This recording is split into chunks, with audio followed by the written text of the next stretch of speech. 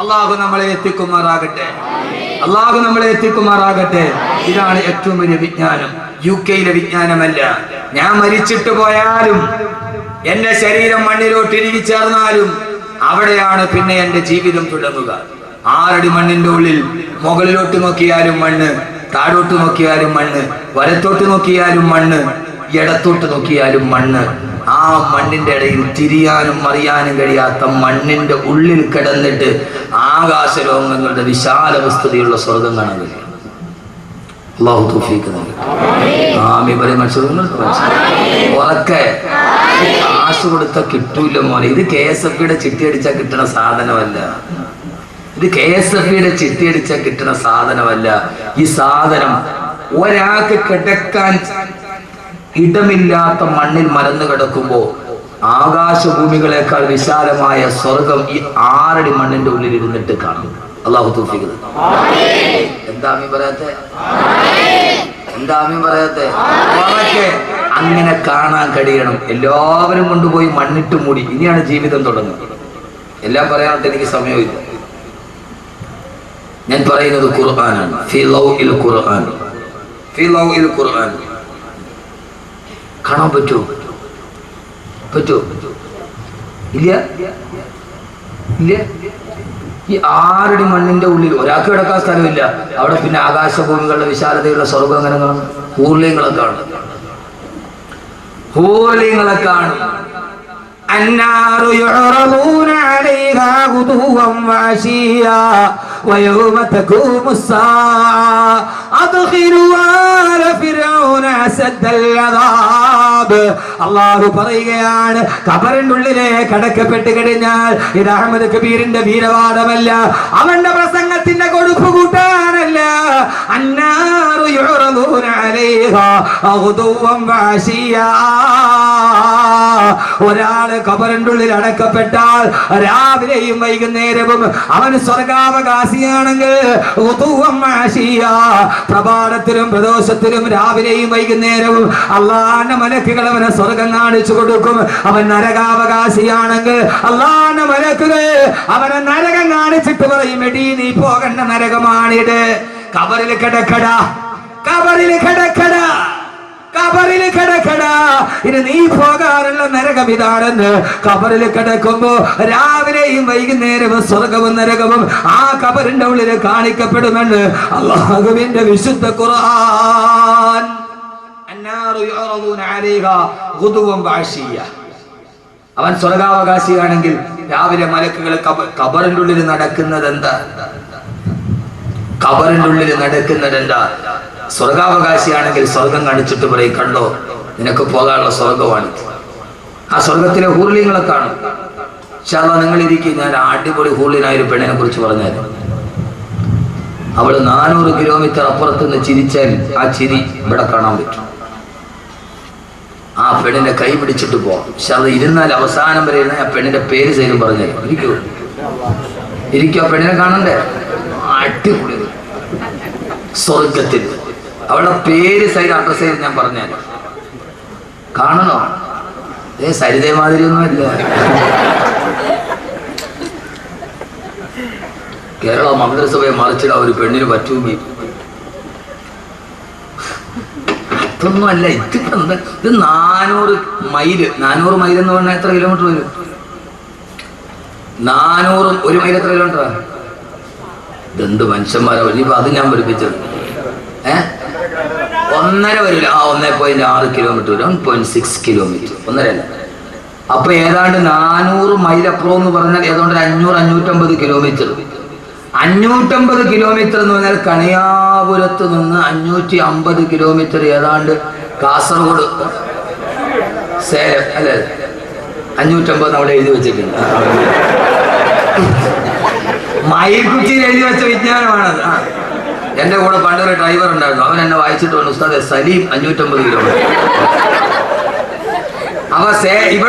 അപ്പൊ ആ പെണ്ണ് സേലത്ത് നിന്നിട്ട് ചിരിച്ചാൽ അവളുടെ ചിരിക്കുന്ന പല്ലിന്റെ പ്രകാശം കണിയാപുരത്ത് കാണും. ഓ, നീ ഇപ്പൊ കൊണ്ടടക്കണ പെണ്ണ് 9 മണിക്ക് അവിടെ പോയിട്ട് ചിരിച്ചോണ്ടിരുന്ന അവള് പ്രൈവറ്റ് ബസ്സിൽ വന്ന് കയറി അതങ്ങോട്ട് പോയാൽ കമ്പിയുടെ ഇടയ്ക്കുള്ള പിന്നെ കാണാൻ പറ്റും. ഇരിക്കും, ഞാൻ പറഞ്ഞാൽ അവസാനം വരെ ഇരിക്കുമല്ലോ. അള്ളാഹു തൗഫീഖ് നൽകി, അള്ളാഹു തൗഫീഖ് നൽകട്ടെ. ആദരവായ പ്രവാചകൻ നബി മുഹമ്മദ് മുസ്തഫ, ഹബീബായ നബി മുഹമ്മദ് മുസ്തഫ സല്ലല്ലാഹു അലൈഹി വസല്ലമ അല്ലാഹുവിന്റെ പ്രിയപ്പെട്ട സഹാബത്തിനോട് പറഞ്ഞു കൊടുത്തതാണ്, സഹാബ നാളെ ഖബറിൽ ഇരിക്കുമ്പോ അവൻ ഈ ദുനിയാവിൽ അനുഭവിച്ചതിനേക്കാളേറെ പരലോകത്ത് അനുഭവിക്കാൻ പോകുന്ന സൗഭാഗ്യങ്ങൾ മുഴുവനും അവൻ ഖബറിൽ കണ്ടുകൊണ്ടിരിക്കുമെന്ന് ഹബീബായ നബി മുഹമ്മദ് മുസ്തഫ. ഖബറിലെ സഹോദരങ്ങളെ ഏകാന്തതയല്ല, ഭാര്യയെ വിട്ടുപോയാലും മക്കളെ വിട്ടിട്ട് പോയാലും എല്ലാവരെയും വിട്ടിട്ട് ഏകാന്തതയുടെ ഖബറിൽ കിടന്നാലും ആ ഖബറിൽ നമ്മൾ ഒറ്റയ്ക്കല്ല. ആ ഖബറിൽ രാവിലെയും വൈകുന്നേരവും മലക്കുകൾ വരും, സ്വർഗ്ഗഹൂറികൾ വരും. അവര് വന്ന് സന്തോഷത്തോടെ വർത്തമാനങ്ങൾ പറയും. പേടിക്കണ്ട, ഇനി നീ വരുമ്പോൾ നിനക്ക് അനുഭവിക്കാനുള്ള സ്വർഗമാണിതെന്ന് ആ ഫിറൗനിന്റെ പതനത്തിന്റെ കഥ പറയുമ്പോ അല്ലാഹുവിന്റെ വിശുദ്ധ ഖുർആൻ, അല്ലാഹുവേ ആരുടെ മണ്ണിൽ മലന്ന് കിടക്കുമ്പോ ആ സമയത്ത് സ്വർഗത്തിന്റെ കാഴ്ച കണ്ട് ചിന്തിക്കാൻ റബ്ബേ നീ ഞങ്ങൾക്ക് അനുഗ്രഹം നൽകണേ തമ്പുരാനെ, ഞങ്ങൾക്ക് അനുഗ്രഹം നൽകണേ തമ്പുരാനെ, ഞങ്ങൾക്ക് അനുഗ്രഹം നൽകണേ തമ്പുരാനെ. അങ്ങനെ കാലാകാലം കിടക്കേണ്ടുന്ന ഖബറിൽ, കാലാകാലം കിടക്കേണ്ടുന്ന ഖബറിൽ അങ്ങനെ കഴിയുമ്പോഴാണ്, കുറെ നാള് ഖബറിൽ കഴിയുമ്പോഴാണ്, ഖബറിലെ അനുഭവങ്ങളൊക്കെ ഞാൻ ധാരാളം പ്രസംഗിച്ചിട്ടുണ്ട്. അങ്ങനെ എല്ലാവരും മരിച്ച് ഏറ്റവും അവസാനം ലോകാവസാനമായി. ലോകം അവസാനിച്ചു. ലോകാവസാനം കേൾക്കാത്ത ആരെങ്കിലും ഉണ്ടോ കൂട്ടത്തിൽ? ഇല്ലല്ല. അപ്പൊ ലോകാവസാനമൊക്കെ നന്നായിട്ട് പഠിച്ചില്ലേ? ലോകം അവസാനിച്ചു. എല്ലാവരും ഖബറിന്റെ ഉള്ളിൽ കിടക്കുക. എല്ലാവരും എന്ന് പറഞ്ഞ ഞാനും നിങ്ങളും അടക്കമുള്ള സർവ്വ ചരാചരങ്ങളും മണ്ണിന്റെ അടിയിൽ മലന്നടക്കുക. ലോകാവസാനമായി. ഏതാണ്ടൊക്കെ അടുത്ത് അമേരിക്ക സിറിയ ആക്രമിക്കാൻ തീരുമാനിച്ചിട്ട് പിന്തിരിഞ്ഞു എന്നാ പറയുക. ലോകാവസാനത്തിന്റെ 2 അടയാളങ്ങൾ ഏതാണ്ട് ഇപ്പൊ വക്കത്തെത്തി നിൽക്കും. ഒന്ന്, അമേരിക്ക സിറിയ ആക്രമിക്കണം, എന്നാലേ ലോകാവസാനത്തിന്റെ അടുത്ത അടയാളം വരുമ്പോ ഞാൻ പറയാം. ലോകാവസാനം പറയാൻ ബാക്കി വെച്ചത് ഞാൻ ആദ്യം പറയാത്ത പിന്നീട് പറയും. ഇനി അടുത്തൊരു കാസറ്റും കൂടെ ഞാൻ നടക്കുന്നുണ്ട്, ലോകാവസാനം പറയാൻ മറന്നുപോയത്. ബാക്കി വെച്ചതല്ല, പറയാൻ മറന്നുപോയത്. അങ്ങനെ കുറെ കിട്ടിയിട്ടുണ്ട്. എന്റെ പ്രിയപ്പെട്ട, ഒന്ന്, ലോകാവസാനത്തിന്റെ 2 അടയാളം നമ്മുടെ മുമ്പിൽ ഇപ്പൊ നിൽപ്പുണ്ട്. ഒന്ന്, അമേരിക്ക സിറിയ ആക്രമിക്കണം. ആ ഒരു യുദ്ധം ഉണ്ടാവും. ഒന്നുകിൽ സിറിയ അല്ലെങ്കിൽ ഇറാൻ ഉണ്ടാവും, ഉറപ്പാണ്. 2, മോഡി ഇന്ത്യയുടെ പ്രധാനമന്ത്രി ആവണം. ആവരുന്നല്ല, നരേന്ദ്രമോദി ഇന്ത്യയുടെ പ്രധാനമന്ത്രി ആവണം, എന്നാലേ ലോകം അവസാനിക്കും.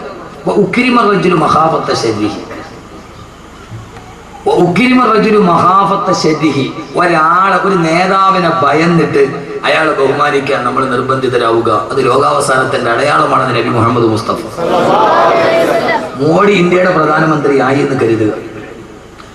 അയാൾ നമ്മുടെ നാട്ടിൽ വന്നാൽ പ്രോട്ടോകോൾ അനുസരിച്ചിട്ട് ഇന്ത്യൻ പ്രൈം മിനിസ്റ്റർ എന്ന രീതിയിൽ അയാൾ ബഹുമാനിക്കാൻ നമ്മൾ ബാധ്യസ്ഥരാണ്, നിർബന്ധിതരാണ്. ലോകം കണ്ട, ഹിറ്റ്ലർ കഴിഞ്ഞാൽ ലോകം കണ്ട ഏറ്റവും വലിയ ക്രൂരനായ മനുഷ്യൻ നരേന്ദ്രമോദി. ഹിറ്റ്ലറിനേക്കാൾ ഹിറ്റ്ലറുടെ പ്രേതം ഇന്ത്യയിൽ വന്നതാണ് മോദി. ഹിറ്റ്ലറുടെ പ്രേതം ഇന്ത്യയിൽ വന്നതാണ് മോദി. ആ പ്രേതം കയറി കൂടിയ ശരീരമാണ് മോദിയുടെ ശരീരം. അയാൾ പ്രധാനമന്ത്രി ആയാലേ ലോകാവസാനത്തിന്റെ അടയാളം ആവും. അതുകൊണ്ട് നിങ്ങൾ നമുക്ക് പേടിക്കണ്ട. നമ്മൾ പറഞ്ഞിടത്തേക്ക് കാര്യങ്ങൾ വരികയാണ്. നമ്മൾ പറഞ്ഞിടത്തേക്ക് മോഡി പ്രധാനമന്ത്രിയായി നോക്കി ഇന്ത്യയിൽ മുസ്ലിമീങ്ങൾ ആരും കുറഞ്ഞു പോകില്ല. ഫിർഔനിന്റെ കൊട്ടാരത്തിൽ ജനിച്ചവനാണ് മൂസ. ആ മൂസയുടെ അനുയായികളാണ് ഫിർഔന്റെ ജനിച്ച ഉടനെ തല കൊയ്യാൻ പോയവന്റെ കൊട്ടാരത്തിൽ ജനിച്ച കരീമുല്ലാഹി മൂസാ നബിയുടെ ദീനാണ് നമ്മുടെ ദീൻ. അപ്പൊ അതുകൊണ്ട് അക്കാര്യത്തിലൊന്നും ആരും പേടിക്കേണ്ട ഒരു കാര്യമില്ല. ലോകാവസാനം ഏതായാലും ഉറപ്പാണ്. ഒരേടേറണം ഞാൻ പറഞ്ഞുതരാം. പറഞ്ഞോ? അത് പറയാൻ മറന്നുപോയാലും പറയണം. ഒന്നുകൂടി പറയണോ? അമേരിക്കയുടെ സർവ്വ സേനാ ക്യാമ്പുകളും സൈനിക ക്യാമ്പുകളും ടൈഗ്രീസിന്റെയും യൂപ്രട്ടീസിന്റെയും തീരത്ത്. ഞാനത് അവനെ വെറുതെ പറഞ്ഞിട്ട് പോകാൻ വന്നതല്ല, വെറുതെ ചിരിച്ചു കളിച്ച് പോകാനാണെങ്കിലും ഓക്കെ. പക്ഷേ 2 മണിക്കൂർ കൊണ്ടൊരു മാറ്റം ഉണ്ടാവും. ആ അമേരിക്കയുടെയും സഖ്യകക്ഷികളുടെയും സർവ്വ സൈനിക ക്യാമ്പുകളും യൂഫ്രട്ടീസ് നദിയുടെയും ടൈഗ്രീസ് നദിയുടെയും തീരത്താണ്. പെണ്ണുകൊല്ലം മനസ്സിലാവുന്നുണ്ടോ? എന്ത് യൂഫ്രട്ടീസ്, എന്ത് യൂഫ്രട്ടീസ്? യൂഫ്രട്ടീസ് എന്തുകൊണ്ട് സർവ്വ പട്ടാള ക്യാമ്പ് ഇപ്പൊ സ്ഥാപിച്ചിരിക്കുന്ന യൂഫ്രട്ടീസിന്റെ ടൈഗ്രീസിന്റെയും തീരത്ത്? എന്തുകൊണ്ട്? ആദരവായ പ്രവാചകൻ നബി മുഹമ്മദ് മുസ്തഫ സല്ലല്ലാഹു അലൈഹി വസല്ലം പറഞ്ഞു, ലോകാവസാനം അടുത്തു കഴിയുമ്പോ ടൈഗ്രീസിന്റെയും യൂഫ്രട്ടീസിന്റെയും തീരങ്ങളിൽ ജിബാലും മിനർ റഹബി, സ്വർണ്ണത്തിന്റെ മലകൾ ഉയർന്നു വരുമെന്ന് നബി മുഹമ്മദ് മുസ്തഫ. ലോകാവസാനം അടുത്തു കഴിയുമ്പോ ടൈഗ്രീസിന്റെയും യൂഫ്രട്ടീസിന്റെയും തീരത്ത് ജിബാലും മിനർ റഹബി, സ്വർണ്ണത്തിന്റെ മലകൾ ഉയർന്നു വരുമെന്ന് നബി മുഹമ്മദ് മുസ്തഫ. ഈ സ്വർണ്ണമലയാണ് അമേരിക്കയുടെ ലക്ഷ്യം. മനസ്സിലായോ?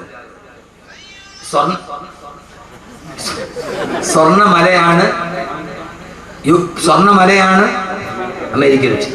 അവിടെ ഒരൊറ്റ മുസ്ലിം രാഷ്ട്രത്തിന്റെ പട്ടാളക്കാമ്പ് ഇപ്പോൾ അതെ,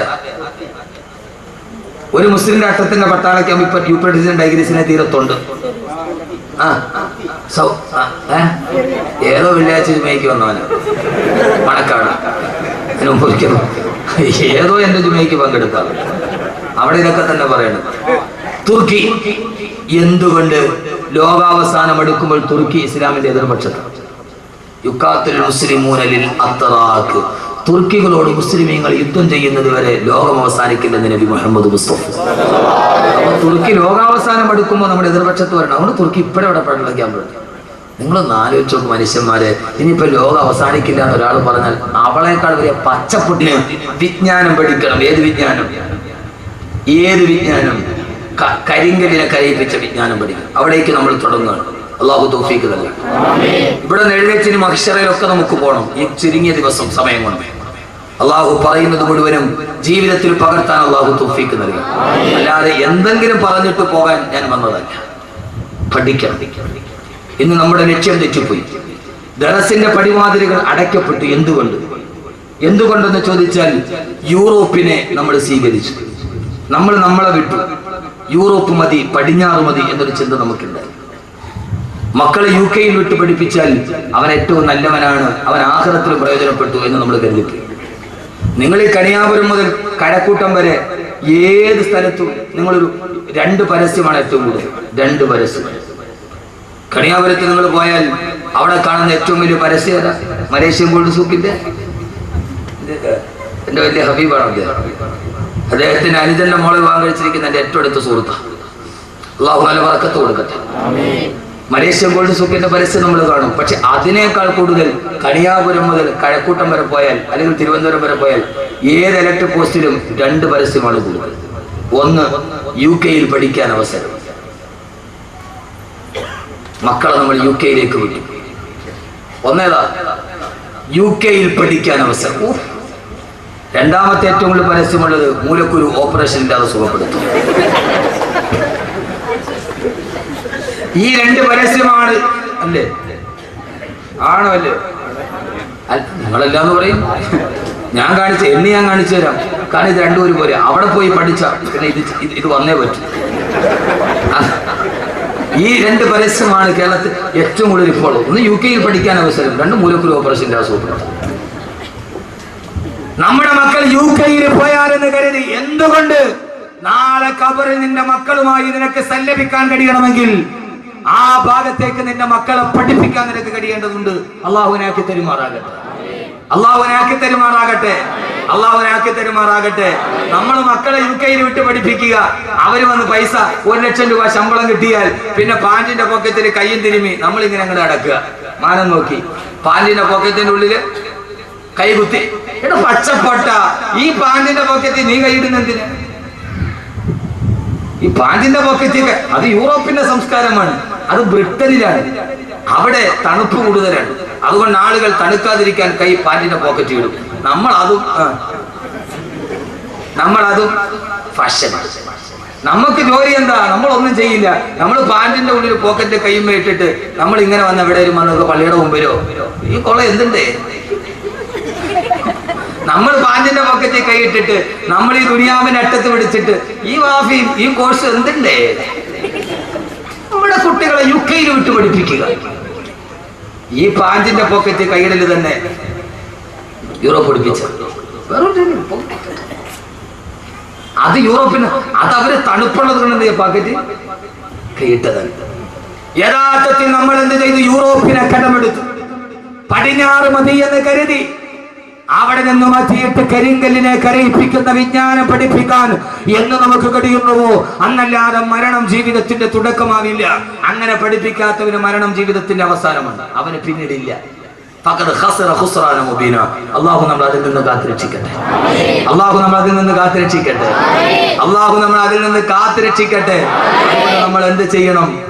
യൂറോപ്പ് മോനെ, യൂറോപ്പ് എന്ന് പറഞ്ഞാൽ എന്താ? യൂറോപ്പ് പച്ച വ്യഭിചാരം പഠിപ്പിച്ച നാടാണ്. ഏത് യൂറോപ്പ് എന്ന് പറഞ്ഞാൽ എന്താ? പ്രശസ്തനായ ഒരു എഴുത്തുകാരനുണ്ട് കേരളത്തിൽ, രാമു കരിയാട്ട്. അറിയോ രാമു കരിയാട്ടിനെ? അറിയില്ല. നിങ്ങൾ ഇങ്ങനെ ഈ ചന്തയിൽ നിന്ന് കിട്ടുന്ന ഈ പൊടിമീനും തിന്നിട്ട് നിങ്ങൾ നടന്നാൽ മതി. നിങ്ങൾക്ക് ദുനിയാവ് അറിഞ്ഞൂടെ മനുഷ്യന്മാര്. പ്രശസ്തനായ എഴുത്തുകാരൻ രാമു കരിയാട്ട്. ഈ ഒന്നുകൂടി പറഞ്ഞാൽ ചെമ്മീന്റെ സംവിധായകൻ. വലിയാര് കണ്ടോന്ന് ഇപ്പൊ ചോദിക്കും. നമുക്ക് നേരെ ബുദ്ധി അങ്ങനെ പോകും. എന്റെ വായനയുടെ ലോകം വിശാലമാണ്. നിങ്ങൾ കരുതുന്നതിനൊക്കെ അപ്പുറത്താണ് എന്റെ വായനയുടെ ലോകം. ഞാൻ ഇത് മാത്രം വായിക്കുന്ന ഒരാളല്ല. എന്റെ വായനയുടെ ലോകം നിങ്ങളൊക്കെ കരുതുന്നതിന് അങ്ങേ അപ്പുറത്താണ്. വൈക്കം മുഹമ്മദ് ബഷീറിന്റെ കഥയൊക്കെ ഞാൻ 4 പ്രാവശ്യം വായിച്ചിട്ടുണ്ട്. എന്റെ ജോലിയെ വായന എന്റെ വായനയുടെ ലോകം നിങ്ങൾ ഉദ്ദേശിച്ച അങ്ങനെ ഒരു മൂല്യാരല്ലേ? എല്ലാം വായിക്കും. എന്നാലേ ഈ ലോകത്ത് ദൈവത്ത് നടക്കൂ. എന്നാലേ ഈ ലോകത്തിന് ദൈവത്ത് നടക്കൂ. എന്റെ പ്രിയപ്പെട്ട സഹോദരങ്ങളെ, ലോകം വളർന്നനുസരിച്ച് നമ്മുടെ പ്രബോധനവും പോകേണ്ടതുണ്ട്. രാമു കാര്യാട്ട് ലണ്ടനിൽ പോയി. ലണ്ടനിൽ പോയപ്പോ സായിപ്പിന്റെ അതിഥിയായിട്ട് താമസിച്ചു. ആ സമയത്ത് ഭയങ്കര തണുപ്പ്. സായിപ്പ് മദാമയും കൂടെ തീ കത്തിച്ചു. സായിപ്പ് മദാമയും രാമു കാര്യായിട്ട് കൂടെ തീ കായായിരിക്കുക. അപ്പോ മദാമ പറഞ്ഞു സായിപ്പിനോട്, സായിപ്പേ എനിക്ക് വല്ലാതെ തണുക്കുന്നു, നിങ്ങൾ എന്നെ ഒന്ന് ചേർത്ത് പിടിക്കാൻ പറഞ്ഞു. അപ്പോ സായിപ്പ് പറഞ്ഞു മദാമയോട്, എനിക്കിപ്പോ നിന്നെ ചേർത്ത് പിടിക്കാനുള്ള മൂടില്ല, രാമുവെ പറ്റുമെങ്കിൽ നീ ഒന്ന് ചേർത്ത് പിടിക്കാൻ. ഇതാണ് യൂറോപ്പ്. ഇതാണ് യൂറോപ്പ്. കിണിക്കണ ഇതാണ് യൂറോപ്പ്. യഥാർത്ഥത്തിൽ ഇത് മതി എന്ന് നമ്മൾ കരുതി. ആ സമയത്ത് നിങ്ങൾ എന്നോട് നിങ്ങൾക്കൊന്നും തോന്നരുത്. നിങ്ങൾ ടെക്നോ പാർക്കിന്റെ പരിസരം മുതൽ ഇങ്ങോട്ട് വരെ നടക്കും. സൗകര്യം കിട്ടുന്നവൻ ആരാണോ? എന്താ മനുഷ്യന്മാരെ നിങ്ങൾ എന്നെ തുറച്ചു നോക്കണത്? എന്താ നിങ്ങൾ എന്നെ തുറച്ചു നോക്കണത്? ധാർമ്മികത നഷ്ടപ്പെട്ടതുണ്ടായപ്പോ എല്ലാരെയും ഞാൻ കുറ്റപ്പെടുത്തുന്നില്ല. ടെക്നോ പാർക്കിൽ നിന്ന് വെള്ളിയാഴ്ച കൃത്യമായി എന്റെ ജുമയിൽ പങ്കെടുക്കാൻ വേണ്ടി വരുന്ന എത്രയോ ചെറുപ്പക്കാരുണ്ട്. ഞാൻ എല്ലാരെയും കുറ്റപ്പെടുത്തുന്നില്ല. ജുമയ്ക്ക് വേണ്ടി മാത്രം അവരെത്തുന്നവർ. സൗകര്യം കിട്ടുന്നത് എന്താണോ? പച്ച വ്യഭിചാരം. ആ വ്യഭിചാരത്തിന്റെ വിജ്ഞാനത്തിലേക്ക് നമ്മുടെ തലമുറയെ നമ്മൾ പറഞ്ഞു വിട്ടപ്പോ ടെറസിന്റെ പടിവാതിൽ അടിച്ചു കളഞ്ഞപ്പോ എന്റെ പ്രിയപ്പെട്ട ചെറുപ്പക്കാരാ, യൂറോപ്പിന്റെ പച്ച വ്യഭിചാരം ഏത് വ്യഭിചാരമാ? അർജന്റീന ലോകകപ്പിന്റെ ഏറ്റവും വലിയ ഫുട്ബോളറായ ലയണൽ മെസ്സിയെ താരാരാധന നടത്തുന്ന എന്റെ പ്രിയപ്പെട്ട ചെറുപ്പക്കാരാ, ആരാ ലയണൽ മെസ്സി? ആരാ? പച്ച വ്യഭിചാരിയല്ലേ? ആരാ മെസ്സി? ആരാ? പച്ച വ്യഭിചാരിയല്ലേ? ചെറുപ്പക്കാരാ, ലയണൽ മെസ്സിയുടെ ചിത്രവും ടീഷർട്ടിൽ ചേർത്ത് നടക്കുന്ന എന്റെ പ്രിയപ്പെട്ട ചെറുപ്പക്കാരാ, ആരാ മെസ്സി എന്നറിയോ? പച്ച വ്യഭിചാരി. കഴിഞ്ഞ ലോകകപ്പിന് അർജന്റീന തോറ്റ് കഴിഞ്ഞപ്പോ, തോറ്റെന്ന് പറഞ്ഞാൽ അന്തം വിട്ട തോക്കല് തോറ്റപ്പോ, എതിരില്ലാത്ത 4 ഗോളിന് അർജന്റീന തോറ്റു. പിറ്റേ ദിവസം രാവിലെ തന്റെ കാമുകിയുടെ കൈ പിടിച്ചിട്ട് ഹവായ് ദ്വീപിലേക്ക് മെസ്സി ആഘോഷിക്കാൻ പോവുകയാ. എയർപോർട്ടിൽ വെച്ച് തന്റെ അരക്കി പോട്ട് വസ്ത്രമില്ലാത്ത കാമുകിയുടെ കയ്യിൽ പിടിച്ച് ഫോട്ടോയ്ക്ക് പോസ്റ്റ് ചെയ്തപ്പോ, ആരാ മോനെ? ഒരാള് വ്യഭിചരിക്കാൻ പോയാൽ തന്നെ ആരും അറിയാതെ പോകരാ പതിവ്. പക്ഷേ ഞാൻ വ്യഭിചരിക്കാൻ പോവുകയാണെന്ന് കാമുകിയുടെ തോളത്തെ കയ്യിലിട്ടിട്ട് എയർപോർട്ടിൽ വെച്ച് ഫോട്ടോയ്ക്ക് പോസ്റ്റ് ചെയ്ത പച്ച വ്യഭിചാരിയായ മെസ്സിയുടെ സംസ്കാരം, ആ സംസ്കാരം പഠിപ്പിച്ചു നമ്മുടെ മക്കളെ. ഇസ്ലാമിന്റെ യൂറോപ്പിന്റെ സംസ്കാരം പഠിപ്പിച്ചപ്പോ യഥാർത്ഥത്തിൽ മുസ്ലിം ലോകത്തിന് വന്നത് ഇതാണ്. അതല്ല എന്റെ പ്രിയപ്പെട്ട ചെറുപ്പക്കാരാ, എന്റെ പ്രിയപ്പെട്ട സഹോദരങ്ങളോട് ഞാൻ പറയുകയാ, ഏത് വിജ്ഞാനമാ പഠിപ്പിക്കേണ്ടത്? യുകെയിലെ അവസരമല്ല. കരിങ്കല്ലിനെ കരയിപ്പിച്ച വിജ്ഞാനം പഠിപ്പിച്ചു കൊടുക്കണം. കരിങ്കല്ലിനെ കരയിപ്പിച്ച വിജ്ഞാനം പഠിപ്പിക്കണം. ഏടാ കരിങ്കല്ലിനെ പഠിപ്പിച്ച വിജ്ഞാനമേടാ. കൊടുങ്കാട്ടിലൂടെ നടന്നു പോകുമ്പോ റൂഹുല്ലാഹിയുടെ മുമ്പിൽ ഇരുന്നിട്ട് ഒരു കരിങ്കല്ല് പൊട്ടിക്കരഞ്ഞില്ല മുഅ്മിനീങ്ങളെ? ഒരു കരിങ്കല്ല് ഇരുന്നിട്ട് പൊട്ടിക്കരയുകയാ. ഈസാ നബി അലൈഹിസ്സലാത്തു വസ്സലാം ചോദിച്ചു, കരിങ്കല്ലേ എന്തിനാണ് കരയുന്നതെന്ന് ചോദിച്ചപ്പോ ആ സമയത്താണ് കണ്ണുനീരിട്ട് വീണ കരിങ്കല്ല് പറഞ്ഞത്, പ്രിയപ്പെട്ട ചെറുപ്പക്കാരെ അറിയുക, ഇത് നിരർത്ഥക വാടത്തിന്റെ വാടമല്ല. ഈ കാണുന്ന കരിങ്കല്ല് പൊട്ടിക്കരഞ്ഞുവത്രേ. കരിങ്കല്ലിന്റെ കണ്ണിലൂടെ കണ്ണുനീര് തടം തല്ലിയാ തൊഴുത്തുവത്രേ. റൂഹുല്ലാഹി ഈസാ നബി ചോദിച്ചു, കരിങ്കല്ലേ എന്തിനാണ് കരയുന്നതെന്ന് ചോദിച്ചപ്പോ ആ സമയത്താണ് കരിങ്കല്ല് പറഞ്ഞത്, അൽഹമനി റബ്ബി വഖൂദുഹന്നാസു വൽ ഹിജാറ. എന്റെ അല്ലാഹു എനിക്ക് അറിയിപ്പിച്ചു തന്നു, നാളെ നരകത്തിൽ തീ പിടിപ്പിക്കാൻ ഉപയോഗിക്കുന്നത് കരിങ്കല്ലിനെയാണ്. നാളെ നരകത്തിന്റെ കുണ്ടത്തിലോട്ട് വലിച്ചു വെക്കുന്നത് മനുഷ്യരെയും കരിങ്കല്ലുകളെയുമാ എന്ന് അല്ലാഹു എനിക്ക് അറിയിപ്പിച്ചു തന്നു. അതറിഞ്ഞത് മുതൽ ഞാൻ ഇവിടെ ഇരുന്ന് കരയുകയാണെന്ന് പറഞ്ഞു കരിങ്കല്ല്. ആ കരിങ്കല്ലിനെ പോലെ തന്നെയാ മനുഷ്യന് നരകത്തിലെ തീക്കുണ്ടങ്ങളാ. എന്തേ മനുഷ്യരെ കരയുന്നില്ല? എന്തേ കവളിലൂടെ കണ്ണുനീര് തടം തല്ലിയാ തൊഴുകുന്നില്ല?